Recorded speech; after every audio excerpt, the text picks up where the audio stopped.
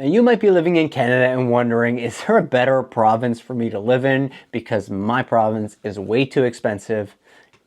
You might be talking about Toronto or Vancouver, but in today's video, what we're going to do is we're going to go over an article we have here at Rate Hub talking about lower rates improving housing affordability across Canada in 2024. In this video, what you can expect to learn is what the salary requirement will actually be when it comes to buying your average home across all the provinces in Canada and how much they have changed over the course of the year. So let's get into the article. And yes, if you're paying attention, I've got another new hat. The collection is large, so we keep rotating them as we go here. So in terms of the real estate affordability in 2024, it was a definite mixed bag. The year started off with stagnant buying demands as borrowers were constrained by high mortgage rates and home prices. Fresh off the Bank of Canada rate hike, which rapidly increased the benchmark cost of borrowing over the course of 2022 and 2023, many would-be buyers had put the purchasing plans on hold. You've seen what the market did in 2021 through to 2022. It went a little wacko, and now obviously people are trying to figure out, what am I supposed to be doing at this given time? So conditions shifted rapidly in the second half of the year. However, once the central bank started cutting these rates, it's got a trend going here. So lowering it from 5% down to 3.25% by December. Hopefully next week we're going to get another rate cut just after you're watching this video. Now both the variable and the fixed mortgage rates decreased in kind, which helped improve borrowing conditions for those trying to actually get into the market.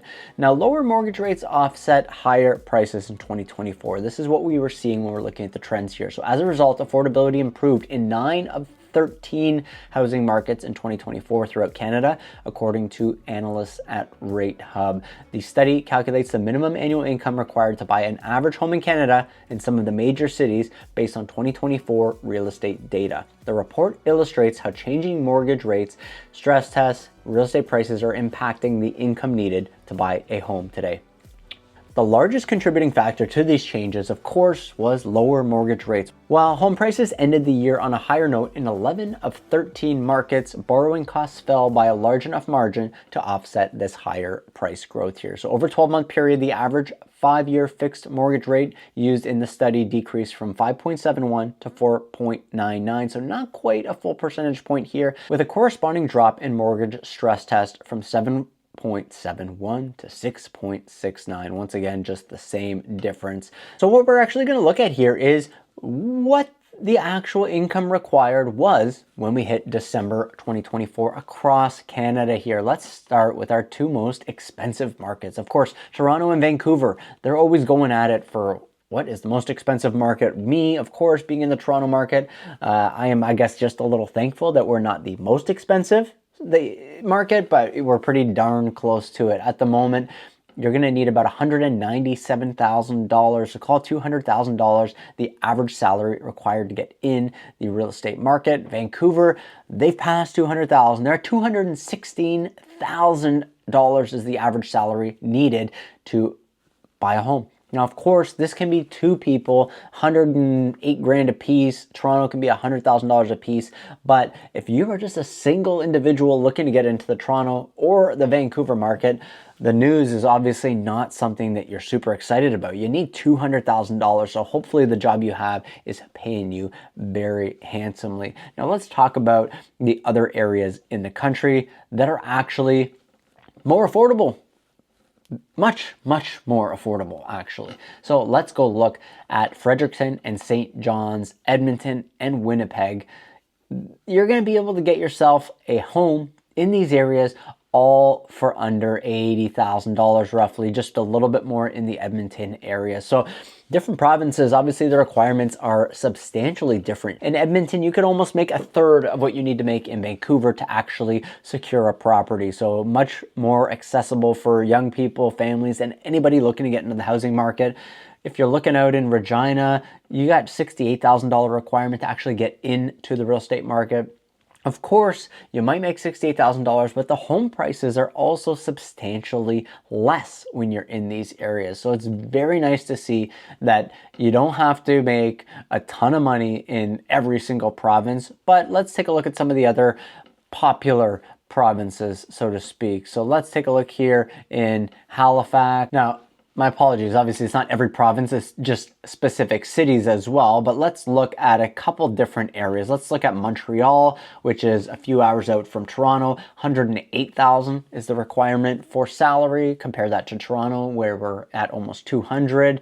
If we wanted to do another city that's kind of in the area, let's talk about Hamilton, Ontario, a 40-ish minute, 45-minute drive from Toronto, and almost a $50,000 salary requirement less than what Toronto is going to require. So these are very interesting numbers to look at. As you can see, all of these are the arrows. It's gone down in some areas, double digits, and you got $12,000 decrease in salary required in Vancouver, 12,000 in Toronto, less. And if you're in some of these cheaper areas, look, guess what?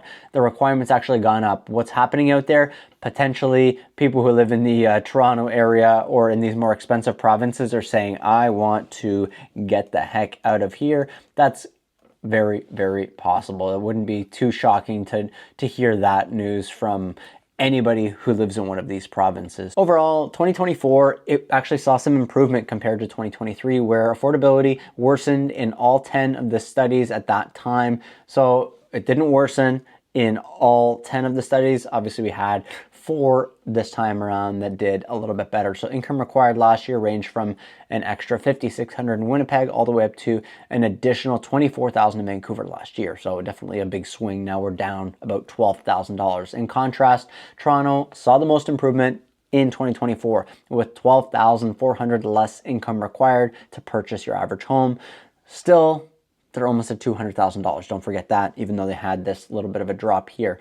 This was based on a combination of lower interest rates, and the average home price decreased slightly from $1,065,000 to $1,061,000. So even though we've had the rates actually dropping in the last little while here, the average home price is still only dropped about $4,000, which is good for homeowners who are already in the market. They're holding strong when they're putting their properties on the market. But if you're a buyer, it's not as exciting as you might have thought on the buying side, because they're holding value pretty good. So is it the sellers who don't want to break anything at that negotiating table? Or is this just a good balance between the detached homes and the semis that are selling well, and then the condos that are a little bit more negotiable in today's market? Vancouver, with 12,100, did fall very close behind, less income that was required, following a fairly small year-to-date increase in the average price. So they went up, we went down in the Toronto area, so this went up about $5,000. Chilly buying conditions in the first half of the year, along with the buildup of supply, helped keep a lid on the price growth in these areas, even after the pickup in June due to the start of the rate cuts. Obviously, once the rate cuts started in June, we started to see a little bit more activity. People were more happy with making a move. They were not as shaken by the economic situation, what's actually happening with the rates. Of course, the rate cuts did help get things a little bit more lubricated in the market here. So while 9 cities saw improvement in affordability, 4 saw affordability worsen, as we discussed earlier. Fredericton saw the worst with $6,100 increase, more income required to purchase your average home. This was due to significant home price increase of $54,000, the highest of all the cities. Very interesting. Fredericton had such a large increase here. Will housing affordability actually continue to improve in 2025? Let's see what they have to say. After several years of built-up demand, it's largely expected that home sales will rebound in 2025, as there are a few rate cuts still expected from the Bank of Canada. While there's plenty of economic uncertainty in store, of course, Donald Trump has threatened some potential tariffs on us in Canada, so we have to see how that plays out with the whole situation here. Currently, those big bank economists are calling for the Bank of Canada's benchmark rate to lower to a range between 2.5 and 2.75 this year, which could come in the form between 2 to 4 additional rate cuts this year. So potentially the variable rate might be coming down a little bit more. If you're on a variable rate, you should be excited about that, because you're still not where you want to be, especially if you've been on this for a couple years now. The trajectory is less clear from those fixed rate mortgages though.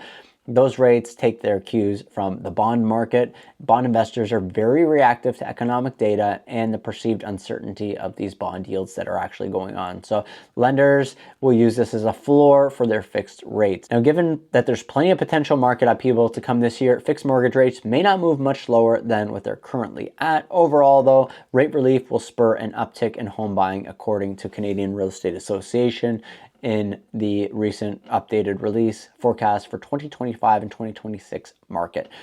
Now, the assumption remains that The combination of 2.5 years of pent-up demand and lower borrowing costs together with the usual burst of listings in the spring will rebound the market activity across the country in 2025.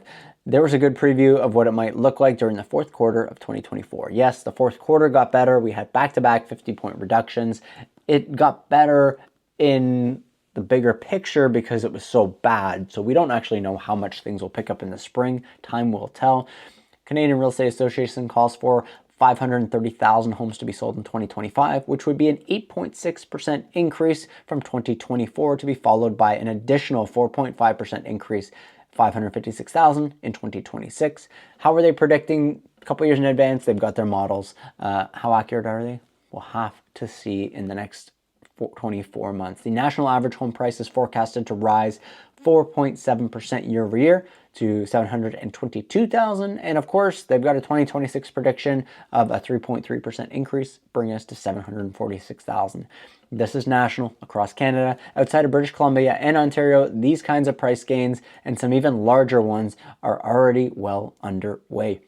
What do I think all of this means? Well, I think we are seeing, obviously, in 4 of these areas that we talked about on the chart here, people are probably moving from some of these more expensive areas into the more affordable areas so they can get a property that they're more happy with, that they couldn't necessarily afford in their previous areas. So if you lived in Toronto and maybe you want to move out to St. John's or Fredericton, or even if you want to move out to Calgary, it's half the salary requirement to get it potentially a home out there. So it's a big, big difference. If you're a single individual, or if you're just a couple and you don't have a lot of ties or the need to be living where your family is, it might make a lot of sense for you to do it. The outlook for a potential job in the future might be easier to find in another province, maybe a province where less immigration occurs. There's so many different factors out there. What do I think the market's going to actually look like when we look at a chart like this in 12 months? I think we're going to see a fairly stable year. I don't think there's going to be a lot of ups, and I don't think there's going to be a lot of downs. I think it might just be a blah kind of year for people, where you're just going to have a steady flow of sales and listings hitting the market. Now, if you yourself is thinking about getting into the market this year, you can always message me at the number here on screen, or just click one of those links in the pinned comment down below. We've got free resources that you can get yourself started with, or you can just book a call with me if you'd like to get started right away. Thank you so much for watching this video. Bye for now.